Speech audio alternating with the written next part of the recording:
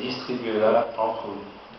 Car, je vous le dis, je ne l'avoirai plus désormais du fruit de la vigne jusqu'à ce que le royaume de Dieu soit venu.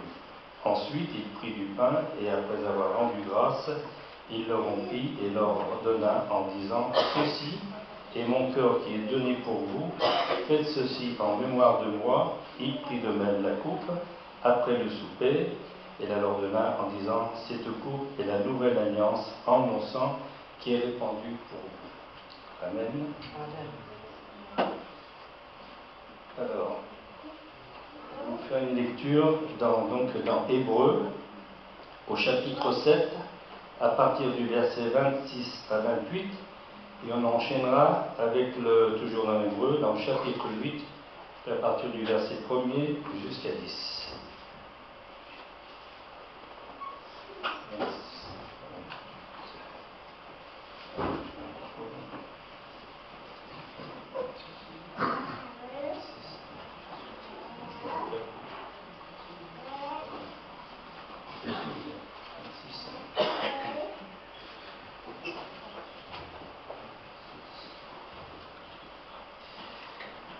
Il nous convenait en effet d'avoir un souverain sacrificateur comme lui, saint, innocent, sans tache, séparé des pécheurs et plus élevé que les cieux. Il n'a pas besoin il n'a pas besoin, comme les souverains sacrificateurs, d'offrir chaque jour des sacrifices.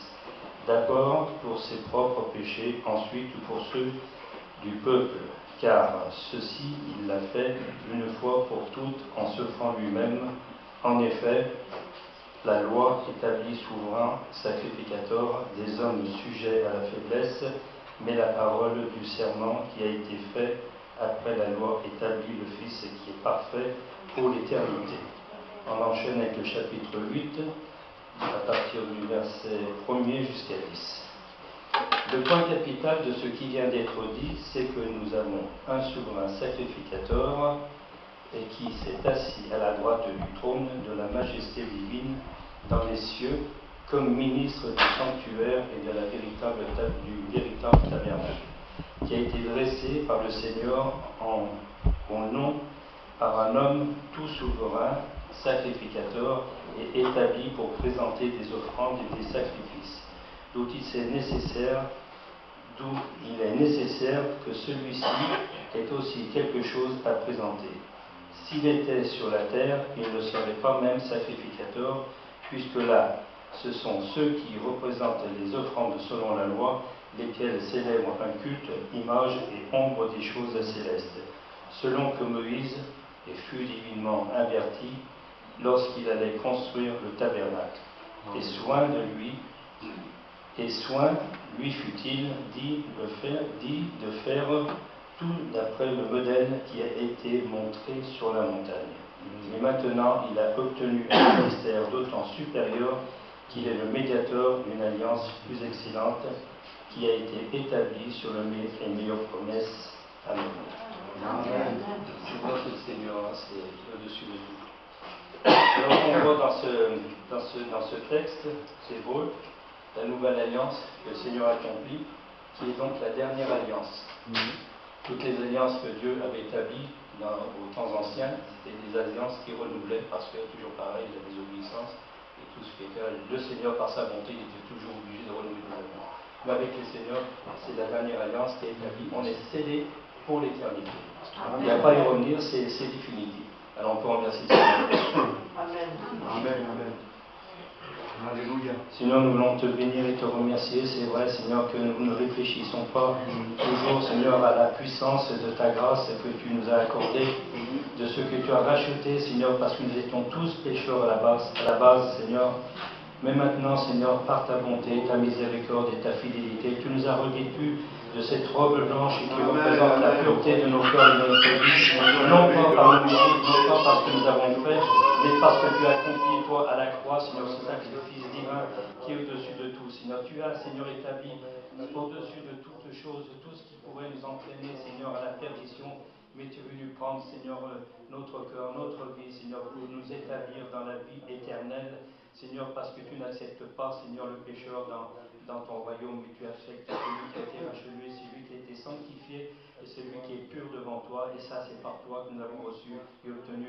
Alors en reconnaissant, Seigneur, avec nos simples mots, nous voulons vraiment te remercier, te bénir, te louer, t'adorer, te donner, Seigneur, tout ce qui est vraiment au-dessus de tout ce qui est de notre pensée, Seigneur, afin que toi seul tu te réjouisses et que tu te glorifies, Père, dans le nom de Jésus, pour ta gloire. Amen. Gloire à Dieu. Gloire au Seigneur. Amen. Amen. Gloire à Dieu. Amen. Voilà, que ceux qui sont baptisés par l'immersion se mettent debout, nous ferons passer. Nous voulons continuer à louer le Seigneur. Alléluia. Amen. Amen. Amen. Amen. Tu poses ta main dans le nom puissant de Jésus-Christ. Seigneur, nous prenons autorité sur ces maladies, Seigneur.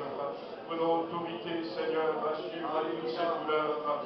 Seigneur, sur tout ce qui peut embêter, Seigneur, notre soeur dans sa santé. Ce matin, Seigneur, nous déracinons, Seigneur, tous ces problèmes dans le nom de Jésus-Christ, Seigneur. Prions, Seigneur, qu'elle soit libérée. Seigneur, Dieu de miracle, tu agis maintenant au nom de Jésus-Christ. C'est en ton nom, Seigneur, que nous faisons ces émotions dures. Maintenant, Seigneur. Les voix bénies, Seigneur. Oui, nous pouvons employer Jésus-Christ. Seigneur, Alléluia, ce qui est derrière ces problèmes de santé, Seigneur, je libère maintenant notre soeur. Amen. Je chasse La liberté au nom de Jésus-Christ. Je chasse ces personnes. Alléluia. Amen. Je les chasse dans le nom de Jésus-Christ. Et je vous sors Amen. dans le nom de Jésus. Le souffle de vie, Seigneur. Alléluia.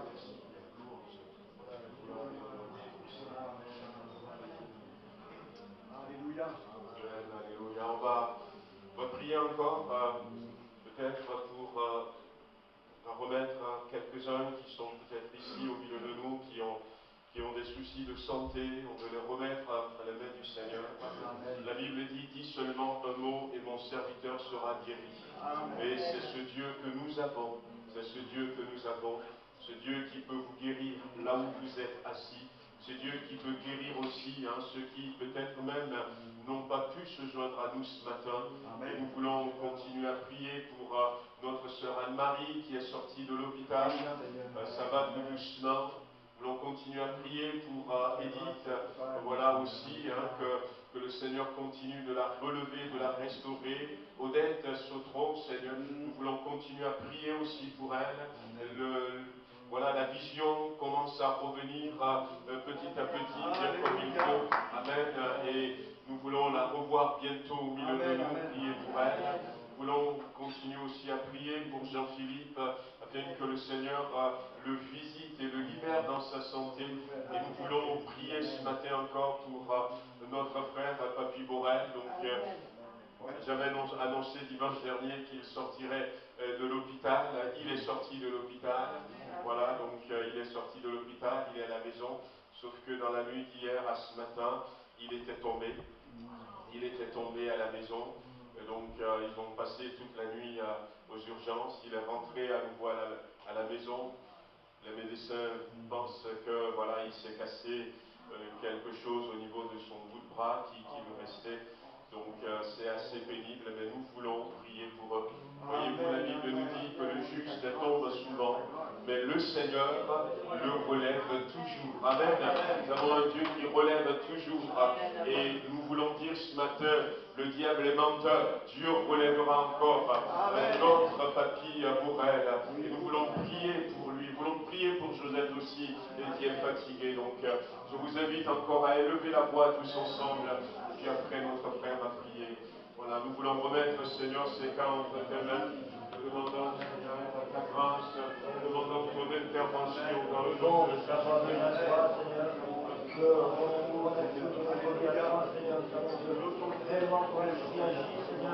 Tu as Père qui aime ses enfants, Seigneur, et tu veux encore te révéler comme ce Père céleste. Nous voulons avoir cette foi, Seigneur, pour déplacer ces montagnes. Seigneur, oui, Seigneur, nous voulons que par la foi, nous avons la guérison, l'enseignement, c'est sûr. Nous avons, Seigneur, cette bénédiction, Seigneur, par ton Esprit Saint. Il est bon de s'abandonner à toi, de faire confiance, de faire Seigneur, parce qu'ils sont belles pour lui, Amen.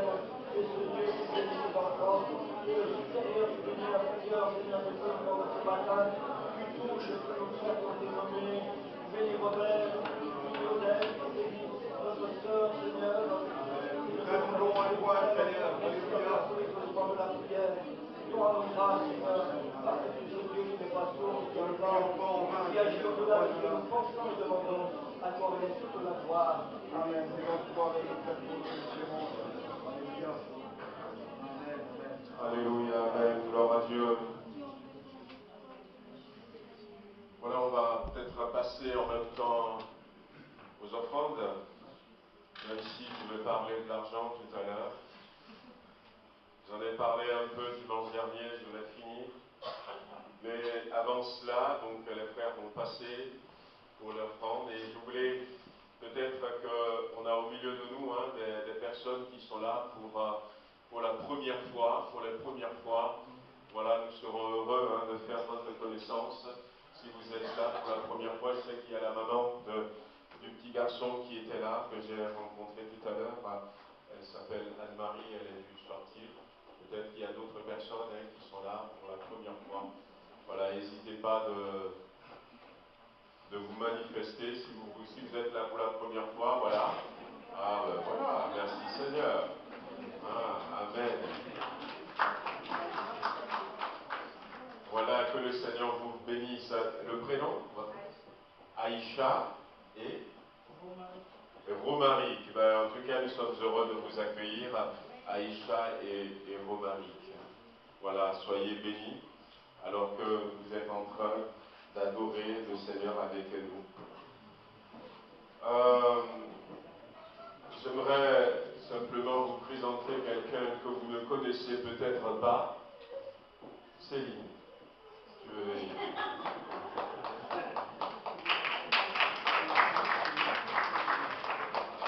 Ah, peut-être que certaines ne te connaissent pas, hein? Ou bien tout le monde te connaît bien quand même. Voilà. Voilà. Vous la connaissez? Peut-être pas tout le monde. Alors, voilà, Céline, il y a d'autres qui viennent nous rejoindre. Et puis, des fois, malheureusement, il y a certains qui doivent nous quitter. Céline va déménager sur la région de Bordeaux. Voilà. Ça fait un moment déjà qu'elle avait envie de retourner parce que toute la famille était là-bas. Et puis, le Seigneur ouvre les portes. Donc, elle a trouvé du boulot, donc elle a été acceptée. Elle va attaquer là-bas au mois de septembre. Donc, d'habitude, ce qu'on aime faire, c'est faire un repas. Un repas, et puis en l'honneur de notre frère ou de notre sœur. On verra si on aura le temps d'organiser un repas. Mais déjà, je veux vous informer. Et puis, je voulais qu'on puisse prier encore pour elle, que le Seigneur la bénisse. Amen. Amen. Seigneur notre Dieu, le désir de notre cœur, c'est que tu gardes notre sœur Céline. Amen. Que tu l'accompagnes dans cette page qui s'ouvre à nouveau pour elle dans sa vie, Seigneur. Et malgré tout, Seigneur, qui va se passer, tu la gardes fermement attachée à toi. Nous voulons, Seigneur, que tu nous donnes des occasions de la revoir. Mais nous voulons avant tout, Seigneur, qu'un jour, nous nous retrouvions tous ensemble dans le ciel. Tu connais les attentes de son cœur.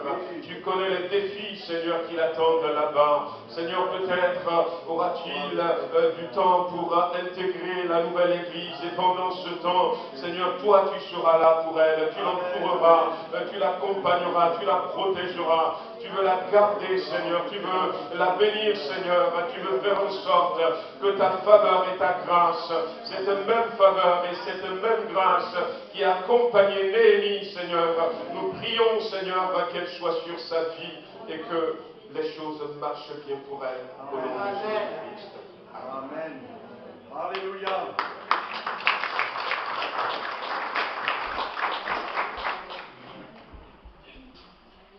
Amen. Voilà donc pour ceux qui ne le savent pas, une dernière fois, on a supprimé les fêtes de l'Évangile. Voilà. Donc parce qu'il n'y avait pas eu dans les mois à venir, voilà, une autre formule sera proposée pour permettre que nous puissions nous retrouver.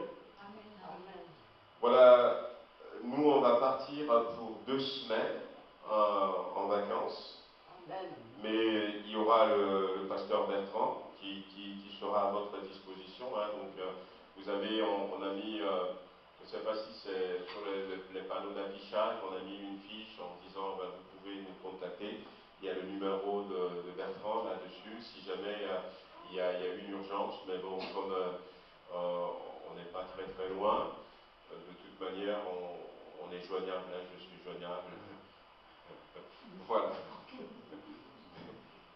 Mais bon, on va essayer de prendre un peu de repos. Alléluia. Avec la grâce du Seigneur. Donc voilà, que le Seigneur bénisse ces moments et puis bénisse encore hein, ceux qui vont partir ou ceux qui sont encore en vacances. Voilà, on va retourner sur ce que nous disions la dernière fois. Dimanche dernier, j'avais commencé, mais je reprendrai, comme j'avais dit, à partir du septembre, pas forcément au mois de septembre, mais je reprendrai ouais, je reprendrai ça parce que c'est un vaste sujet. On a commencé à parler de l'argent. Nous avions commencé à parler de l'argent, du chrétien et de l'argent. Et nous avions vu quelques points. L'introduction a été longue parce que c'est une introduction de toute une série, hein, de toute une série. Mais nous avions dit que l'argent, c'est un sujet biblique. La Bible en parle beaucoup plus dans l'Ancien Testament que dans le Nouveau Testament. Que dans le Nouveau Testament. Mais c'est bien d'en parler parce que ça donne des valeurs pour une vie chrétienne solide. On ne se rend pas compte toujours, mais l'argent a toute sa place dans la vie chrétienne. Et c'est un sujet aussi sensible parce que nous sommes en France et on a du mal, nous les Français, dans notre culture, à parler de l'argent. C'est un sujet sensible, on avait dit aussi, hein, parce que des fois on pense que l'Église n'a rien à voir avec l'argent, on est converti de cœur, mais on n'est pas converti de notre portefeuille, porte-monnaie. Voilà, donc c'est aussi un sujet sensible parce qu'il y a toute une prédication qui s'appelle la prédication de la prospérité qui est en vogue, où l'argent est prêché, donc il y a eu une déviation. Et je disais que c'est la raison pour laquelle il faut en parler justement, pour essayer de limiter ces déviations. Alors, c'est vrai aussi, on avait vu qu'il y a un décalage entre l'Ancien Testament et le Nouveau Testament en ce qui concerne l'argent, puisque dans l'Ancien Testament, on peut citer le cas d'Abraham, de David, de Salomon. Et d'ailleurs, Salomon avait demandé à Dieu de la sagesse, et c'est Dieu qui lui dit, je te donne en plus ce que tu ne m'as pas demandé, la richesse. Et dans l'Ancien Testament, on se rend compte que la richesse fait partie des bénédictions que Dieu peut accorder à ses enfants, à ses serviteurs, à son peuple. Dieu veut que, voilà, donc les gens voient leur richesse, et ça prouve aussi quelque part la grandeur de Dieu. Mais dans le Nouveau Testament, ça ne va pas être plutôt le cas, puisque dans le Nouveau Testament, la logique était différente. On n'a pas besoin d'étaler une richesse pour dire que je suis béni de Dieu. Je suis béni de Dieu. Et Jésus, dans ce domaine, donc on avait dit hein, que Jésus, dans ce domaine, a été pour nous un exemple assez frappant. Il allait de lieu en lieu. Il a prêché l'évangile, il a sillonné un peu la terre, mais il n'était pas riche. C'est vrai que la Bible dit, et on reviendra là-dessus, qu'il y a des personnes qui l'assistaient, Mais bon, voilà, il va dire même à ses disciples à un moment donné, allez par toutes les nations, allez dans les bourgades, dans les villages, annoncer l'évangile, mais ne prenez même pas votre carte bancaire, ne prenez pas, c'est votre chéquier. Voyez-vous, donc ne prenez pas ça, et allez-y. Et puis les disciples étaient partis, sans rien. Et quand ils sont revenus, la Bible nous dit dans Luc chapitre 10, un passage que nous connaissons, et il disait qu'ils étaient très contents, ils ont dit les démons nous sont soumis, les malades ont été guéris, tout ça. Et Jésus va leur dire plus tard, est-ce que vous avez manqué de quelque chose? Et ils ont dit rien. Quand je vous ai envoyé, est-ce que vous avez manqué de quelque chose? Non, on a manqué de rien. Donc voyez-vous, la logique dans le Nouveau Testament est différente. Dieu va nous amener plutôt à lui faire confiance.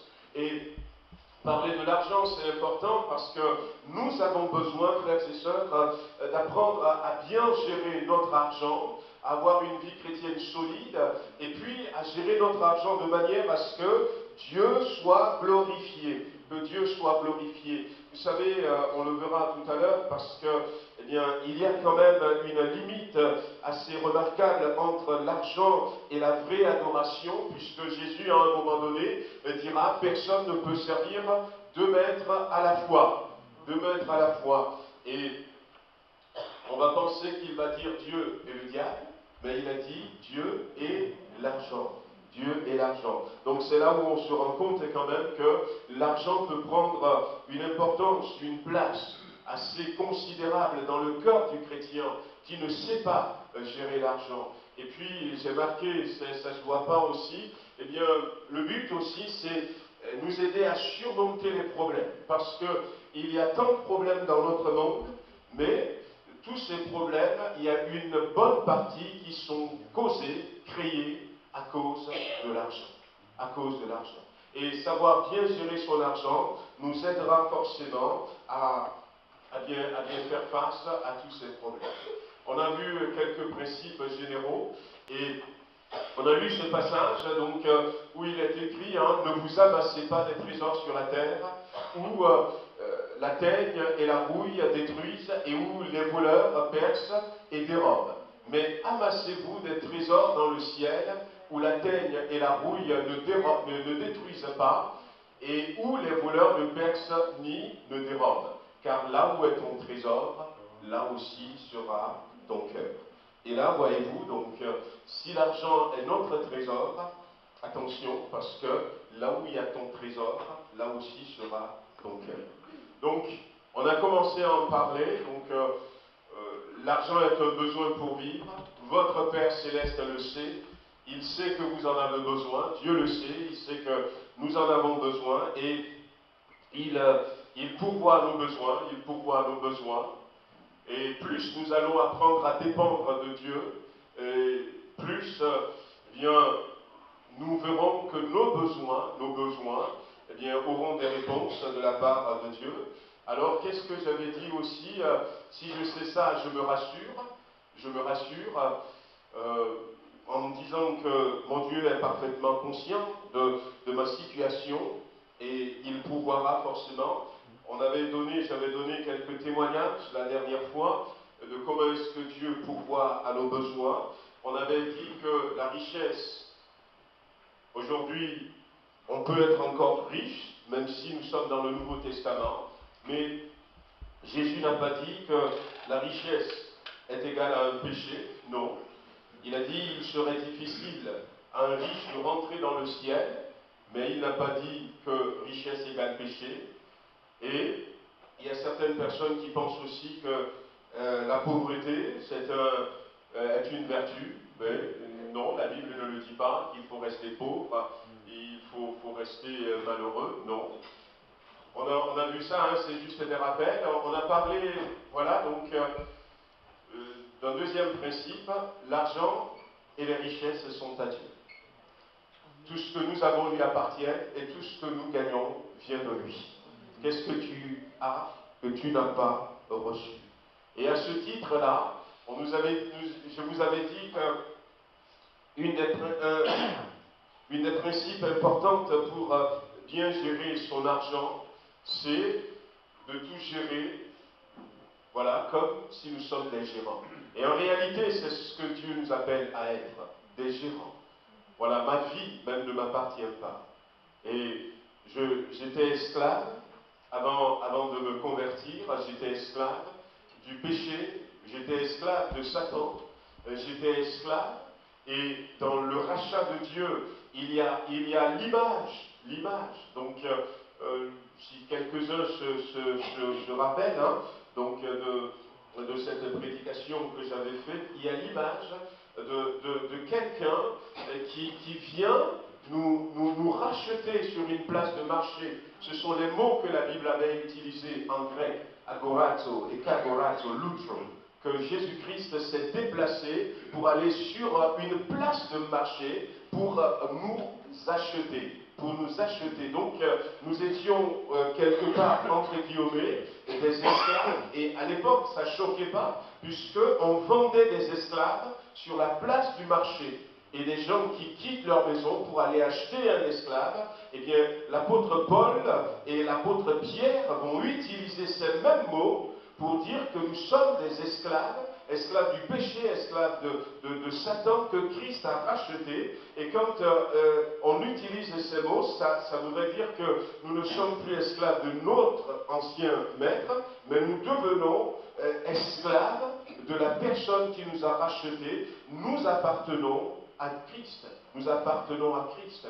Il y a eu une certaine liberté, c'est vrai. Dieu nous laisse une certaine liberté parce qu'il est un maître différent, mais tout ce que nous avons lui appartient. Notre vie, tout lui appartient.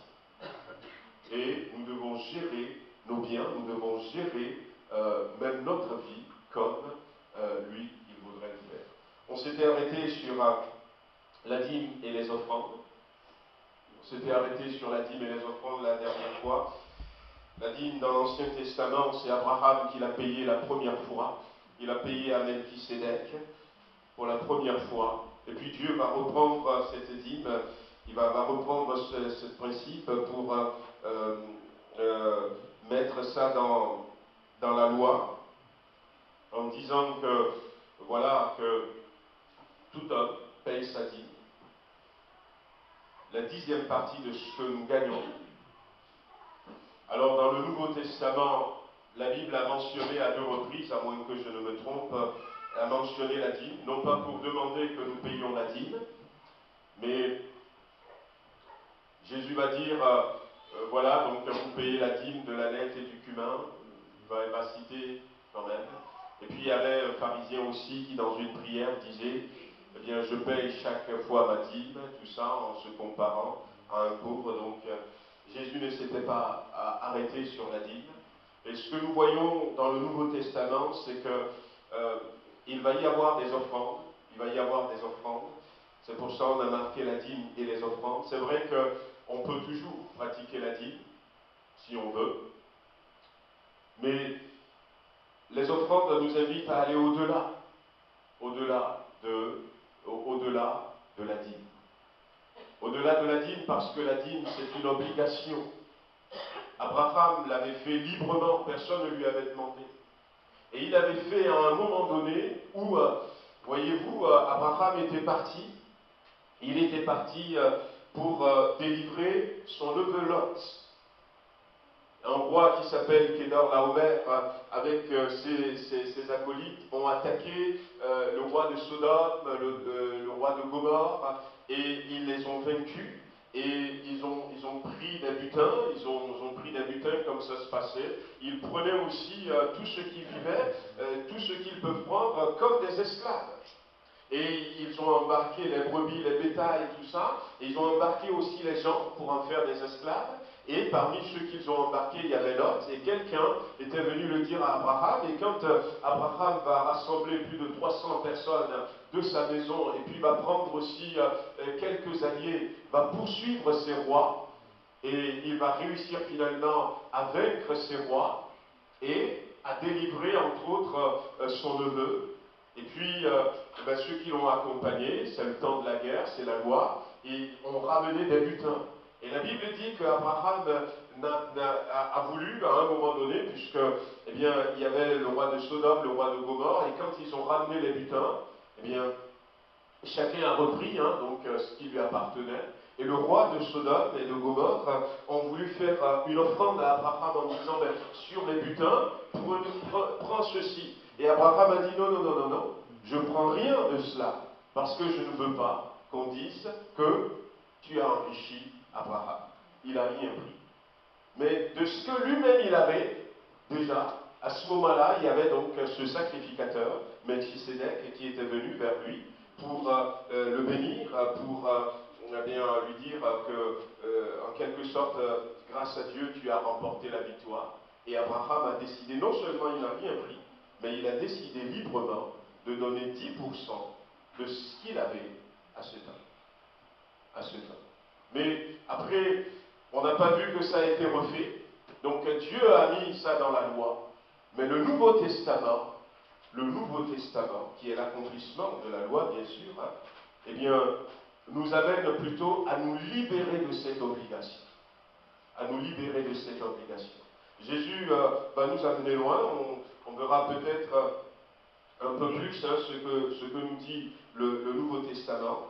Alors, par contre, il y avait aussi, donc j'avais dit, donc j'avais cité en parlant de la dîme et des offrandes, j'avais cité ce verset, on ne l'avait pas donc affiché, mais c'est vrai qu'il y a donc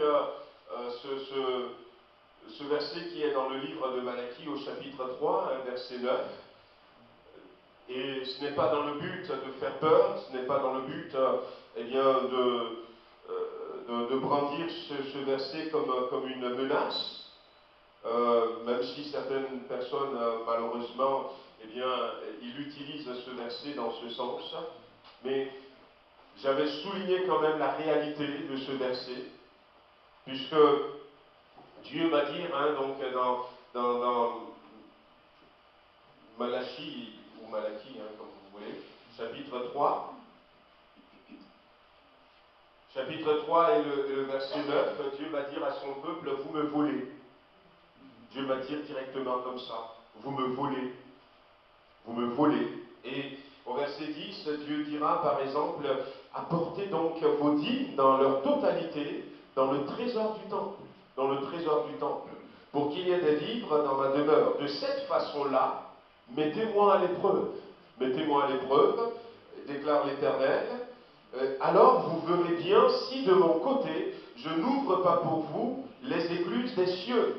Et si je ne vous comble avec surabondance de ma bénédiction.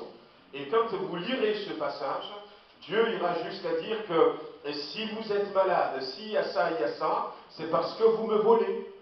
C'est parce que vous ne respectez pas cette loi, ce que je vous avais prescrit comme loi, d'apporter la dîme. J'avais expliqué un peu plus la dernière fois. Mais, voyez-vous, quand on triche dans l'offrande, même dans le Nouveau Testament, nous voyons quand même qu'il y a des conséquences. Qu'il y a des conséquences. Et j'avais cité rapidement la dernière fois Ananias et Saphira.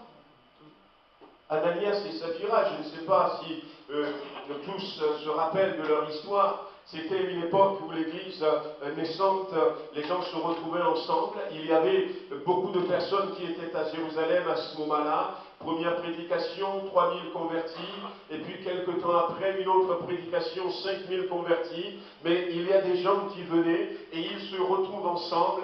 L'église est en train de naître, d'être constituée hors d'eux, appelée hors d'eux. Et ils mangeaient ensemble, ils louaient le Seigneur, ils priaient ensemble. Mais il n'y avait pas suffisamment. Il n'y avait pas suffisamment pour nourrir tout le monde. Alors certains ont dit, on va offrir de l'argent pour l'église naissante. Pour l'église naissante. On va donner quelque chose. Il y a certains qui n'ont pas d'argent. Exemple de Barnabas qui a décidé de vendre son terrain.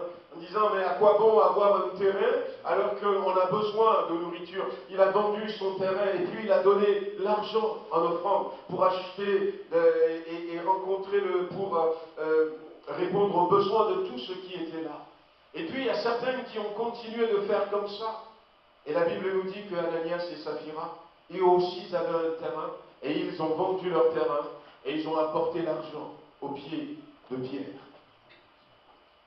Sauf que ils ont fait croire qu'ils ont apporté tout l'argent, alors qu'ils ont gardé une partie.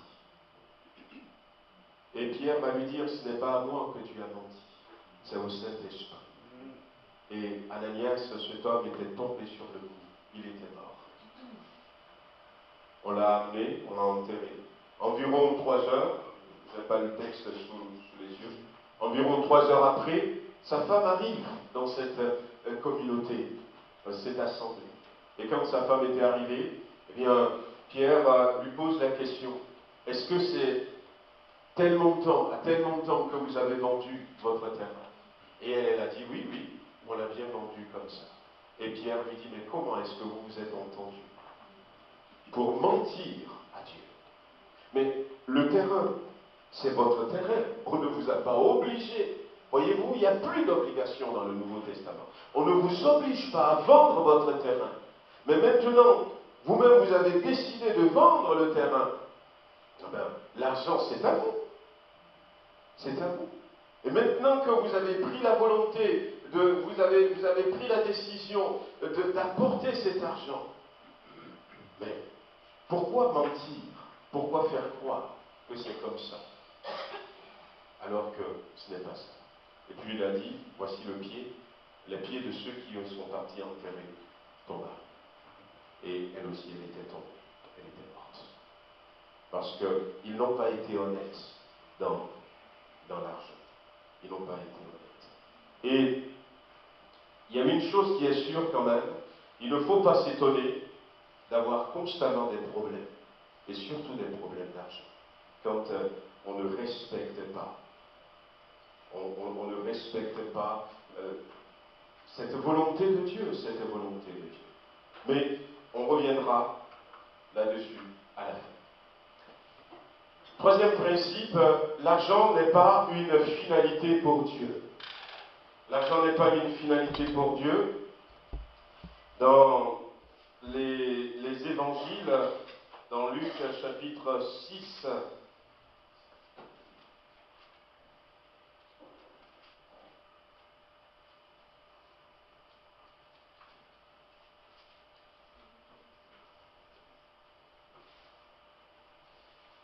alors, dans Luc, non, c'est Matthieu chapitre 6, ouais, c'est le verset que nous avions lu tout à l'heure. Ouais.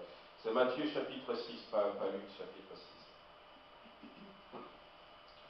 Matthieu chapitre 6, je reprends ce verset que nous avons lu tout à l'heure à partir du verset 19.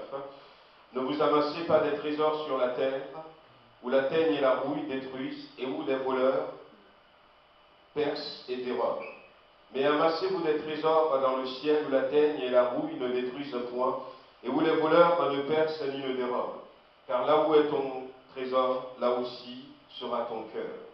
L'œil est la lampe du corps. Si ton œil est en bon état, tout ton corps sera éclairé. Mais si ton œil est en mauvais état, tout ton corps sera dans les ténèbres. Si donc la lumière qui est en vous est ténèbres, combien seront grandes les ténèbres? Nul ne peut servir deux maîtres, car ou il haïra l'un et aimera l'autre, ou il s'attachera à l'un et méprisera l'autre. Vous ne pouvez servir à Dieu et Mammon. Et Mammon, ici, c'est l'idole qui représente l'argent. C'est pourquoi, je vous dis, ne vous inquiétez pas pour votre vie, de ce que vous mangerez, ni pour votre corps, de quoi vous serez vêtus.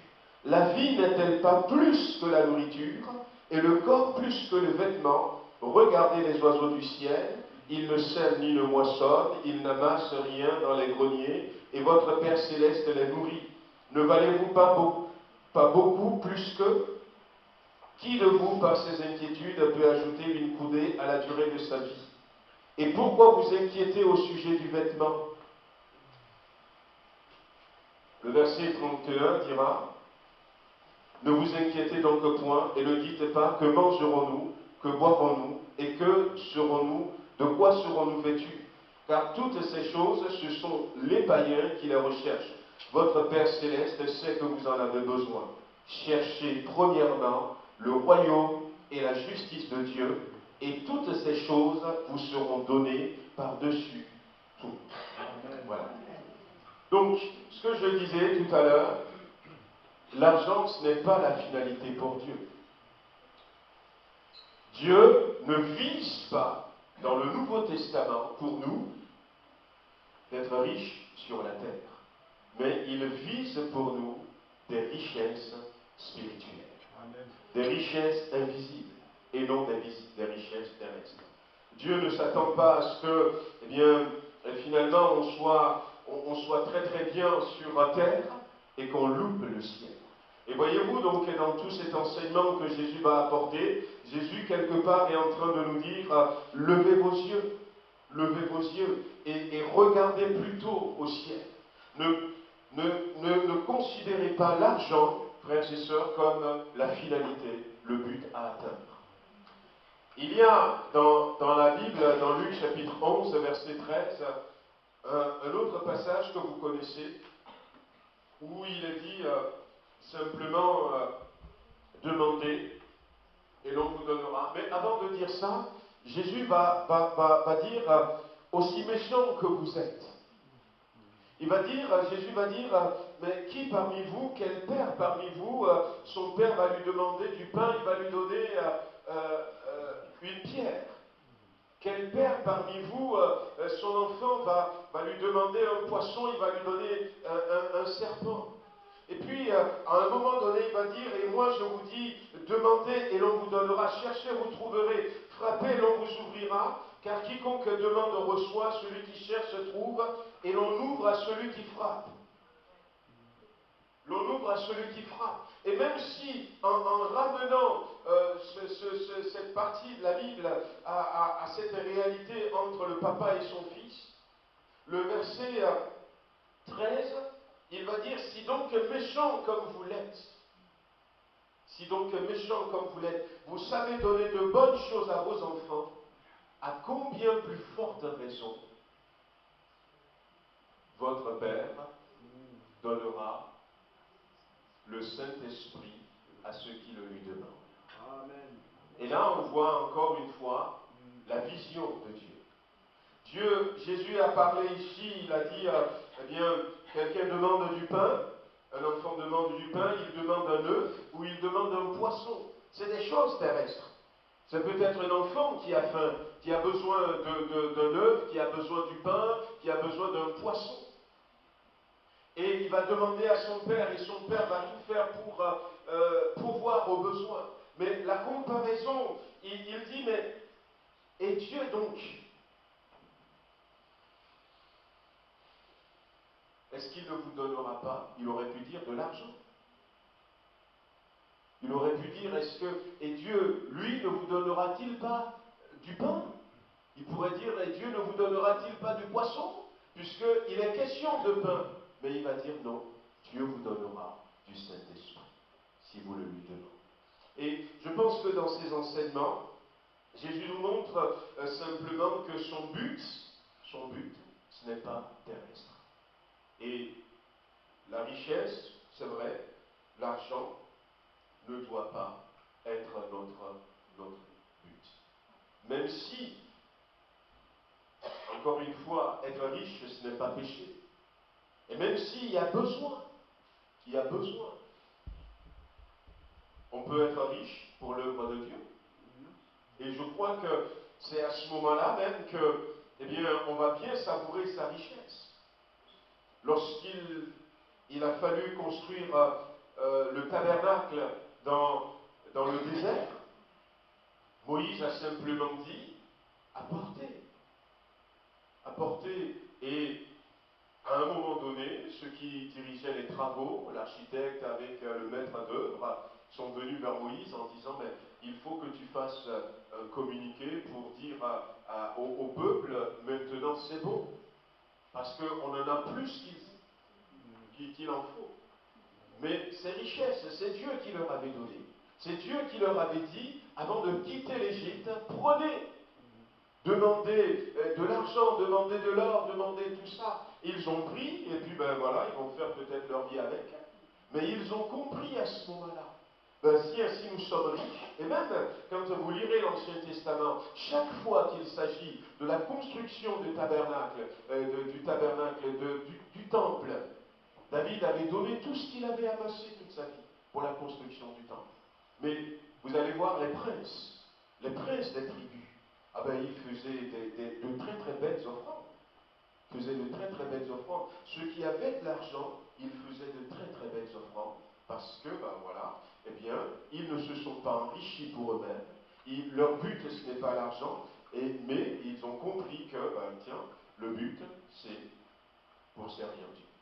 Comme ceux que j'avais cités tout à l'heure, là, il y avait, comment l'appelle-t-on, Jeanne, la femme de Chusa, qui était intendante, qui était donc, disons, en quelque sorte, ministre ou encore un trésorier, hein, si on peut dire, ministre de l'économie ou trésorier, hein, donc d'Hérode.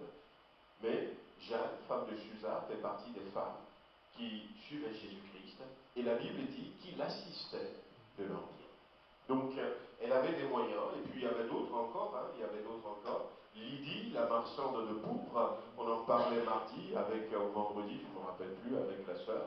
Je disais que c'est probablement, c'est ce qu'on croit, probablement que c'est Lydie, au travers de Lydie, qu'il y a une église à Thyatire. Parce qu'elle est originaire de Thyatire, elle est commerçante, elle vendait du pourpre, mais voilà, elle a pu accueillir, elle a pu donner pour l'avancement de l'œuvre.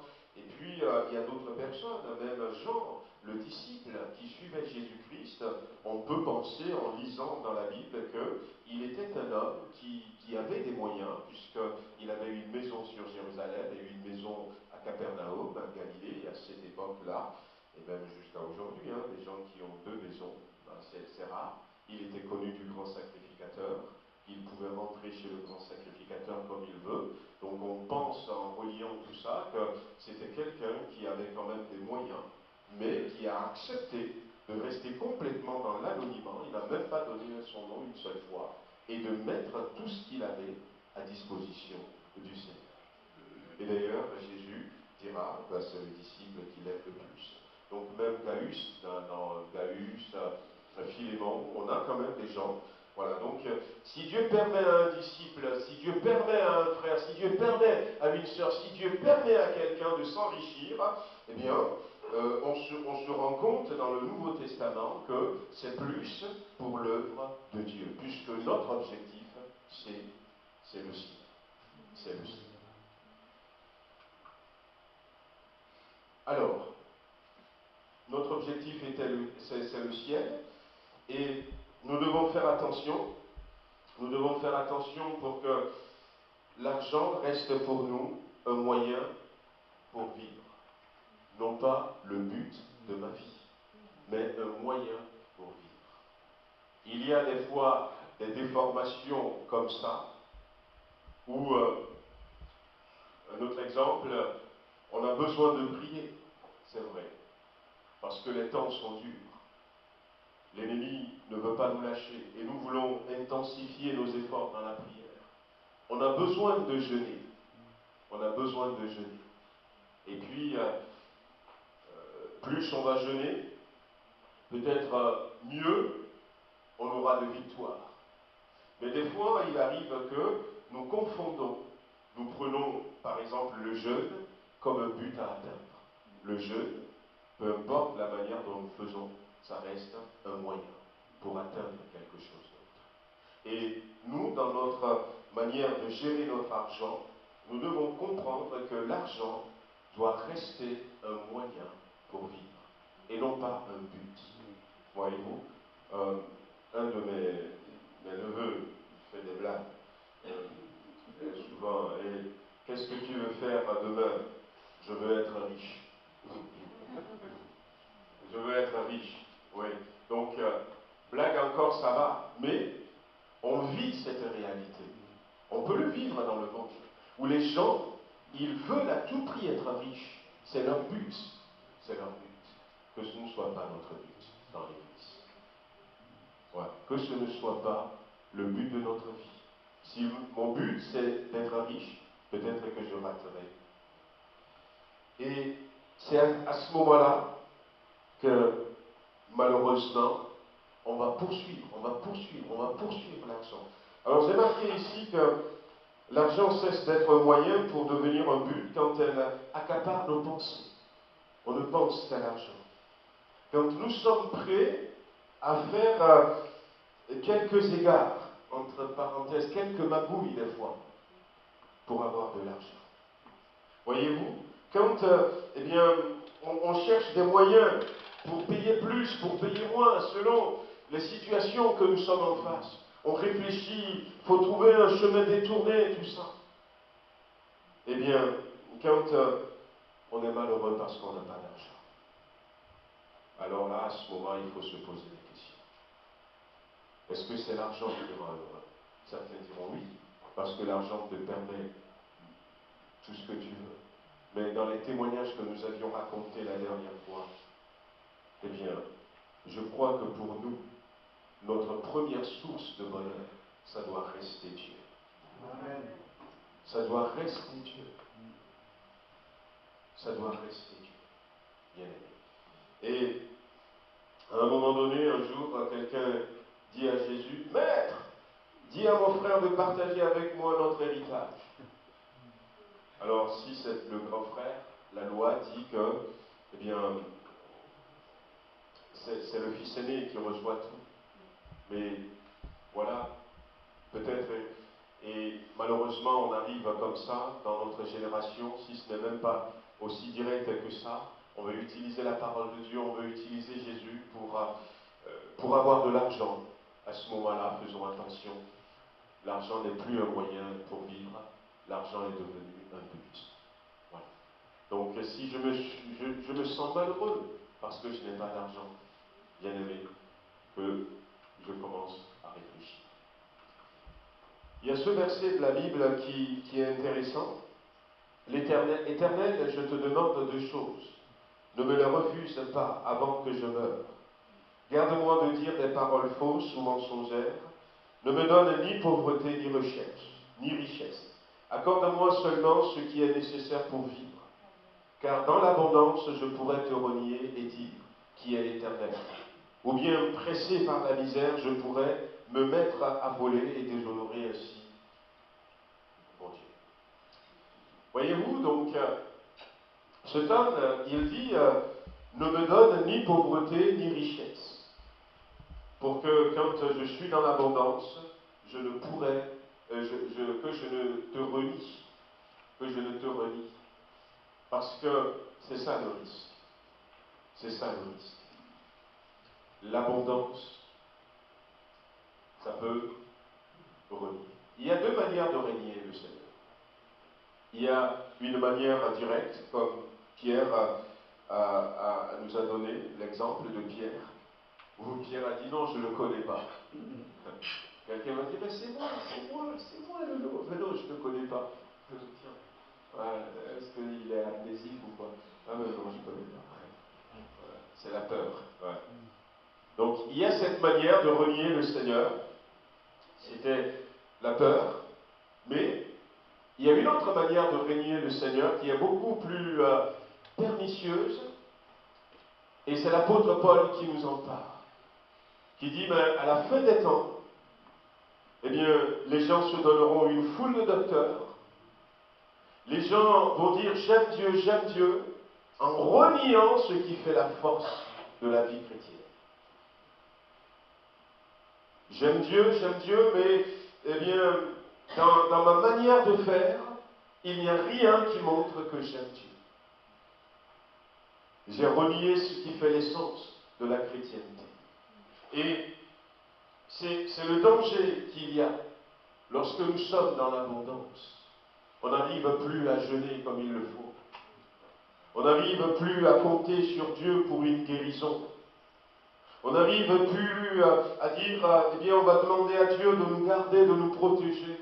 On n'arrive plus à confier sa vie entre les mains de Dieu parce que tout ça, l'argent nous le fait. L'abondance nous l'apporte. L'abondance nous l'apporte. C'est ça le piège. C'est ça le piège. Mais c'est là où nous devons faire attention. En demandant à Dieu, écoute, pourquoi pas, donne-moi simplement ce qui est nécessaire. Donne-moi simplement ce qui est nécessaire, ce dont j'ai besoin. Et apprends-moi à compter sur ta grâce. Amen. Apprends-moi à compter sur ta grâce. On nous avait dit, c'était aussi l'enseignement du temps, hein, donc, parce que, comme je vous disais la dernière fois, il faut avoir la foi pour se marier. Voilà. On peut, par exemple, dire, mais non, écoutez, moi je préfère bien avoir tous les moyens, tout préparé, avant de me lancer dans le mariage, où on peut se dire, moi je préfère compter sur la grâce de Dieu, tout en ne négligeant pas ce qui est important, ce qui est essentiel. Et en conclusion, je voudrais terminer, donc ce que je voudrais que nous retenions de cette première partie, de ce que j'ai apporté sur l'argent, c'est ce verset de Philippiens 4, verset 11, où l'apôtre Paul dira, je ne dis pas cela à cause de mes besoins, car j'ai appris à être content de l'état où je me trouve. Et je vous avais expliqué la dernière fois que l'apôtre Paul, en disant cela, il leur parlait parce qu'il avait reçu, comment l'appelle-t-on, de l'argent des Philippiens, il les remerciait et il va leur donner encore, les encourager à continuer de donner. Et il va leur dire, je ne le dis pas à cause de mes besoins, parce que moi j'ai appris à être content de l'état où je me trouve. Et à Timothée aussi il dira, c'est en effet une grande source de gain que la piété avec le contentement. Et voyez-vous, ce mot contentement, ce mot content, ce mot c'est un mot qui dit autarkia. Et ce mot exprime vraiment toutes les provisions de Dieu pour tous nos besoins. Toutes les provisions de Dieu pour tous nos besoins. Pour tous nos besoins. Et on peut décider de ne dépendre que de notre propre suffisance. On peut décider de ne dépendre que de nos habiletés, on peut décider de ne dépendre que de nos talents, peut-être de notre salaire. On peut décider de ne dépendre que de nous-mêmes, on peut le décider. Mais sachons quand même que Dieu, qui est notre Père Céleste, a décidé de prendre soin de nous si on le veut. Voyez-vous, la vie de certaines personnes. Alors, je mesure quand même ce que je dis, attention, je ne dis pas il ne faut surtout pas travailler, il faut travailler, mais c'est malheureux de ce que la vie de certaines personnes ne se résume qu'au travail. Ce n'est pas ça la vie que Dieu a pour vous. Travailler, et puis c'est tout.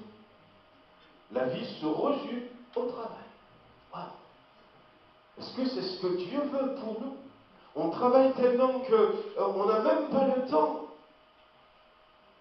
Alors encore une fois, je ne dis surtout pas de ne pas travailler. Comprenez-moi bien. Voilà. Mais on peut décider de dire, je vais le faire pour moi-même. Je vais réussir pour moi-même. La Bible dit, il en donne autant à ses bien-aimés pendant qu'il dort.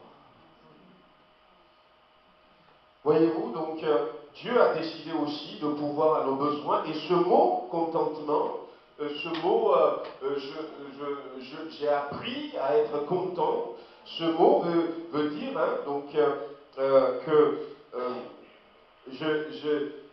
ce mot nous parle d'une condition de vie parfaite. Ce mot va juste là. Une condition de vie parfaite. Avoir suffisamment pour soi-même, sans besoin d'aide ou de support. Ce mot nous dit avoir la suffisance en ce qui concerne les nécessités de la vie. Être indépendant des circonstances extérieures. Ce mot nous dit être content de son sort dans son esprit. Et quels que soient les moyens que nous sommes, on a un désir de joie qui ne nous quitte jamais. Autarkia, c'est ce que Dieu veut pour vous. C'est ce que Dieu veut pour vous. On peut, par exemple, dire au Seigneur, eh bien, on va travailler, hein, on va continuer à vivre notre vie normalement, mais eh bien, on va compter aussi sur sa grâce. On va compter aussi sur sa grâce. Dimanche dernier, après le culte, on est resté là avec les jeunes, avec les responsables de jeunes. On veut commencer déjà à mettre sur pied la rentrée, discuter, on a mangé ensemble. Et puis à un moment donné, moi je parlais je parlais parce qu'on a des projets au niveau de la jeunesse, et puis on aura besoin d'argent. Et donc j'ai embrayé, je disais aux jeunes que nous, dans nos réunions de jeunesse, on faisait des offrandes. On donnait. Et puis il y avait Lorraine qui était venue. Elle n'a pas pu être à l'église dimanche le matin. Elle avait travaillé, elle voulait nous rejoindre, mais il a fallu même la téléphoner pour qu'elle se réveille, et puis elle était là. Et quand on parlait de ça, elle avait dit aux jeunes, elle a dit qu'il pense que ce que Lolo dit, c'est vrai. Et il m'a donné son propre témoignage en disant, mais quand elle était partie en Espagne, elle avait très peu d'argent. Elle disait, mais oui, je dois l'utiliser comme ça. Et des fois, on est dans cette réflexion en disant, mais non, j'en ai pas suffisamment. Je ne veux pas donner à Dieu. Ou des fois, on se dit, ce n'est pas à moi de donner à l'Église. Non, on ne donne pas à l'Église. Si, même si c'est l'Église qui le reçoit. Mais on le donne pour soi-même. On le donne parce que c'est un principe qui fait partie de la vie chrétienne. Et c'est un principe que Dieu utilise pour me bénir en retour. Et elle disait que finalement, je ne sais pas, elle avait décidé de donner de l'argent à l'Église. Et elle avait donné. Et Dieu lui a rendu. Dans la journée même, beaucoup plus. À tel point qu'elle avait témoigné parce qu'elle savait que c'est parce qu'elle avait donné, la première fois qu'elle avait décidé de donner, qu'elle avait témoigné à une de ses camarades en disant, mais tu vois, j'ai décidé de donner et Dieu m'a donné en retour. Le Nouveau Testament nous ramène plutôt là, frères et sœurs. Le Nouveau Testament veut que nous ayons ce contentement. Mais pour avoir ce contentement, nous devons apprendre nous aussi à donner. Alléluia. Nous devons apprendre à donner. Voyez-vous, la Bible nous dit, il y a un verset, ça fait partie des versets que j'affectionne, même si ce n'est pas mon verset préféré, mais il y a un verset dans la Bible, c'est Dieu qui a donné ce verset à Noé. Lorsque Noé était sorti de l'arche de l'Alliance, Noé va faire un sacrifice, et puis Dieu va lui dire, au verset 22 du chapitre 8, il va lui dire, aussi longtemps que la terre subsistera, semaille et moisson, froid et chaleur, été et hiver, jour et nuit ne cesseront jamais. Aussi longtemps que la terre subsistera, tu récolteras ce que tu auras semé. Ça nous dit simplement que, eh bien, si on donne, donnez, il vous sera donné. Et d'ailleurs, Jésus dira même, quand il avait dit, donnez, il vous sera donné, on versera dans votre sein, on versera dans votre poche, on versera dans le pan de votre robe une bonne mesure serrée, secouée, qui déborde. Car on vous mesurera avec la mesure dont vous vous serez servi. Dieu nous dit, si on donne, on va recevoir. Et c'est ce qu'elle avait expérimenté, Lorraine.